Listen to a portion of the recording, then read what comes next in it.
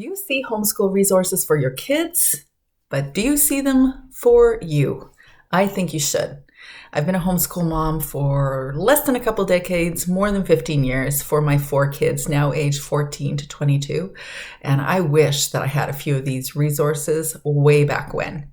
Specifically, the resource for overwhelm. There's a journaling workbook that would have helped me unravel some of the overwhelm that I felt about the third year in, especially I think it was like a slump month like it is right now, a January, February of my 3rd year homeschooling. If I could have taken maybe a journal question or 2 each morning and looked at what's really going on here, it would have helped clarify why I was feeling overwhelmed. I also have a big emotions journaling workbook.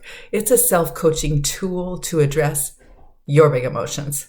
Do you know how we're always being told right now that we should be holding our kids' emotions? I think we should. We should honor them, see them, hear them, all that. And also, how are we going to do that if we don't even know how to do it for ourselves? And I know I'm not the only one that wasn't taught as a child how to deal with my big emotions.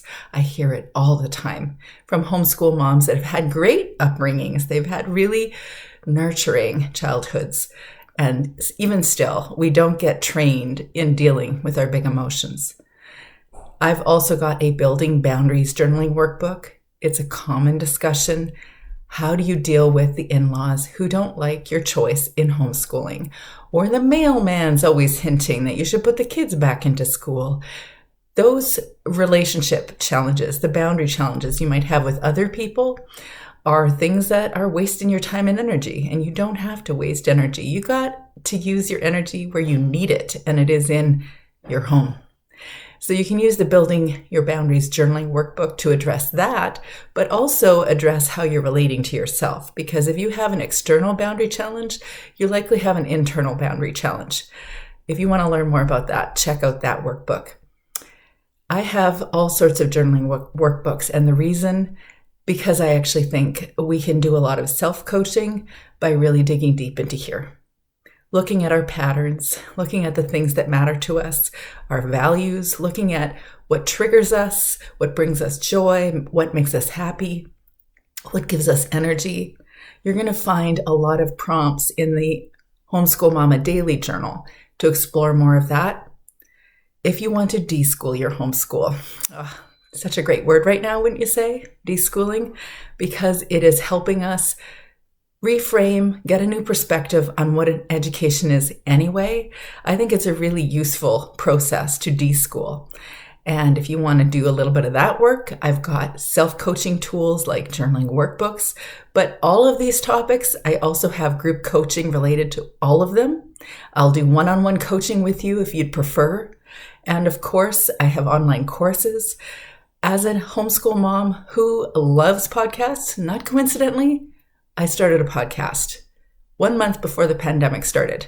Coincidental timing? Well, at least it was useful timing. I had a really good reason to be in my closet.